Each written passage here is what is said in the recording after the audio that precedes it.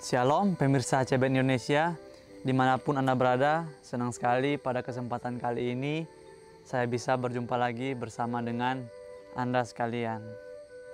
Pada saat ini saya akan bawakan sebuah bacaan dari buku yang berjudul Bersama Tuhan di Waktu Fajar. Dan melalui buku ini kita akan dibimbing sehingga kita dapat diyakinkan bahwa pada hari yang mulia itu, ketika Yesus kembali untuk mengklaim miliknya, bahwa kita akan menunggunya di sana dengan tangan terbuka dan disambut kehadiratnya yang kekal. Saat ini juga saya akan mengambil bacaan yang terdapat di dalam halaman 35 dengan judul bacaan Bumi Dipenuhi Kebaikannya. Tapi sebelum kita masuki bacaannya, saya ingin agar saudara mengundang orang-orang di sekitar saudara untuk duduk menonton bersama.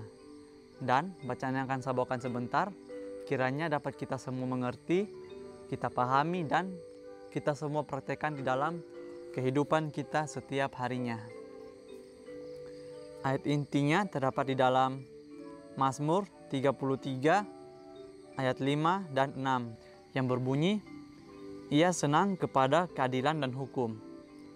Bumi penuh dengan kasih setia Tuhan. Oleh firman Tuhan, langit telah dijadikan.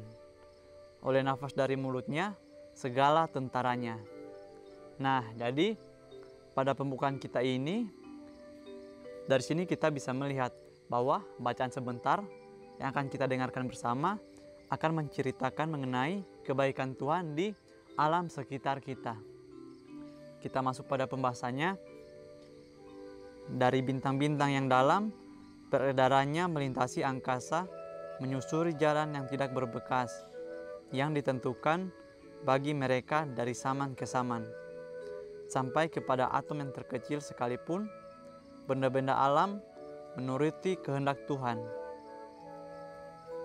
Dan Tuhan memelihara serta menjaga segala sesuatu yang dijadikannya itu.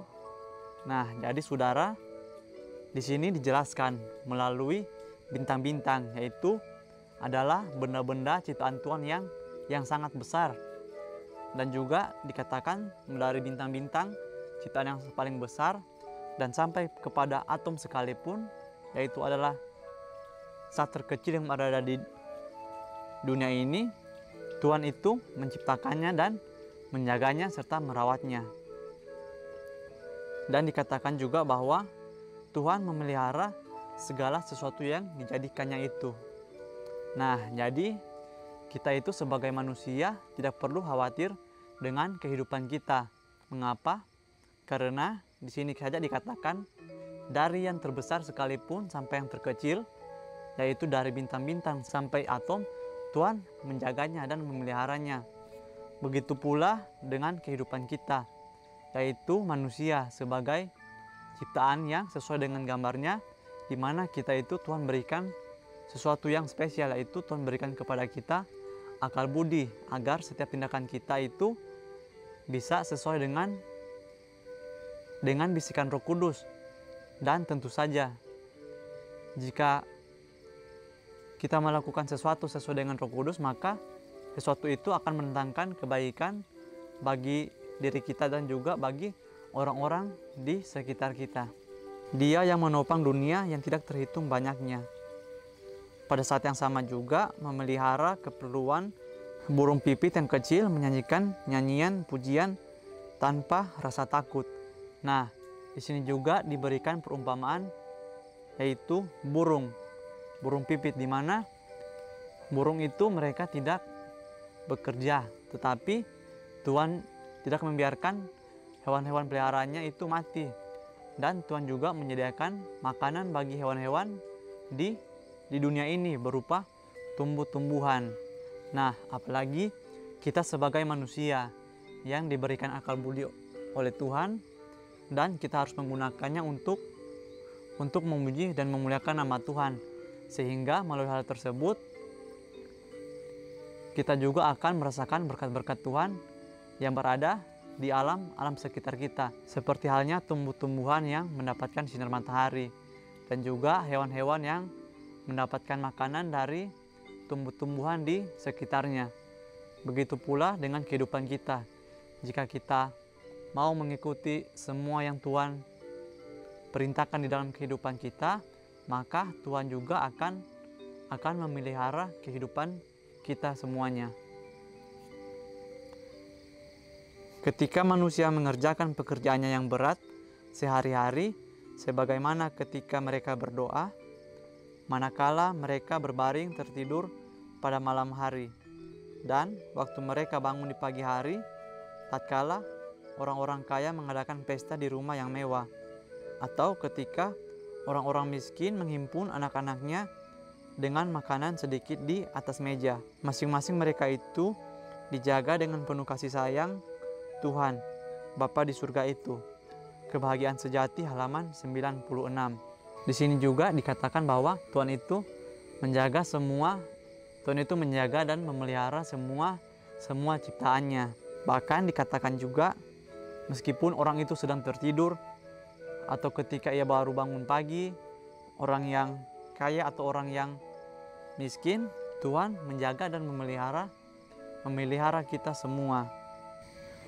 Sehingga apabila kita merasa diri kita ini berkekurangan, itu tidaklah benar, karena mungkin saja kita merasa diri kita itu berkekurangan secara materi, tetapi tidak di mata Tuhan, karena Tuhan mengetahui kapasitas kita masing-masing.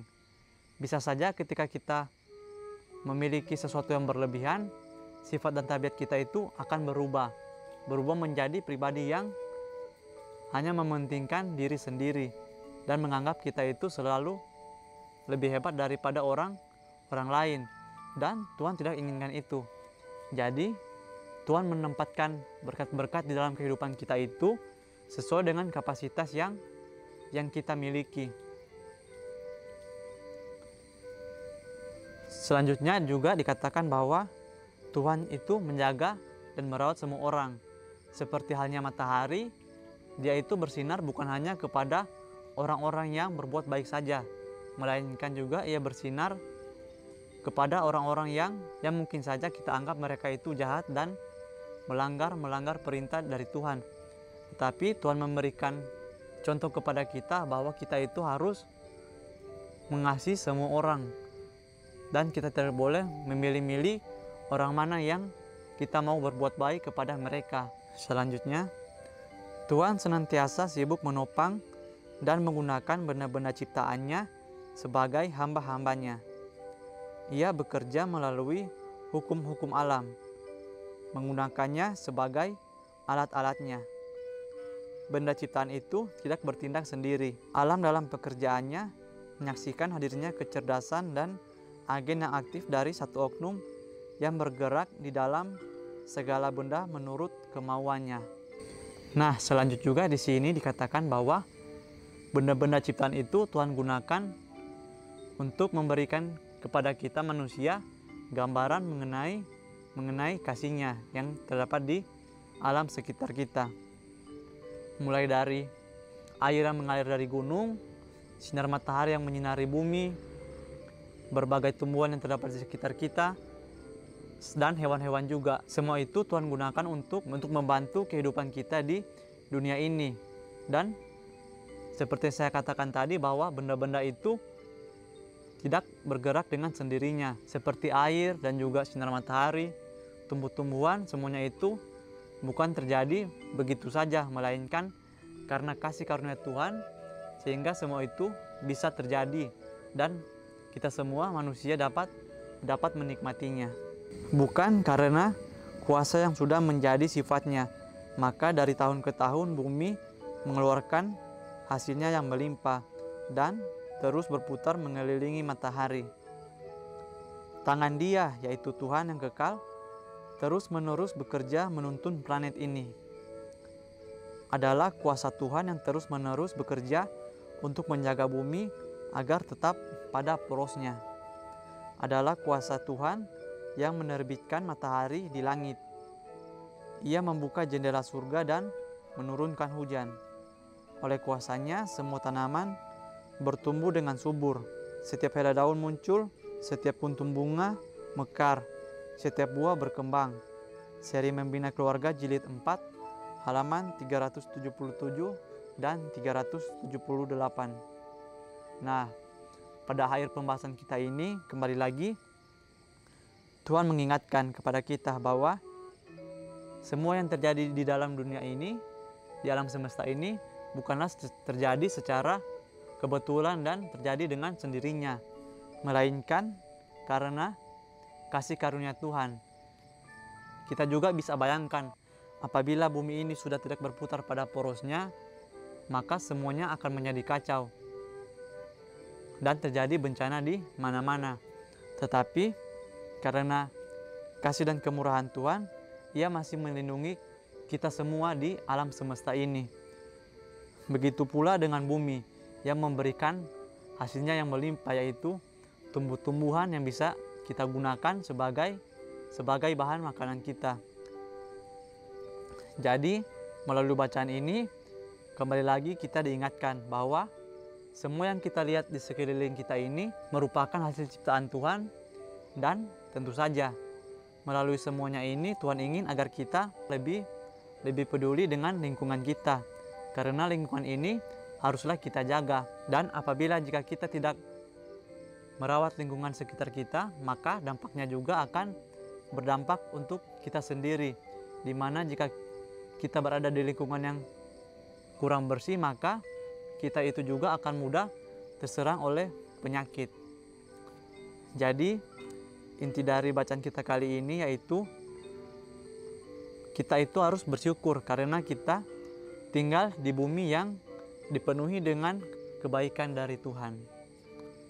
Mungkin ini saja bacaan yang bisa saya sampaikan kali ini. Kiranya melalui bacaan ini iman kita lebih bertumbuh lagi di dalam Tuhan. Sampai bertemu lagi di pembahasan berikutnya. Saya bawa dan nama Tuhan Yesus. Terima kasih. Amin. Tuhan Yesus memberkati.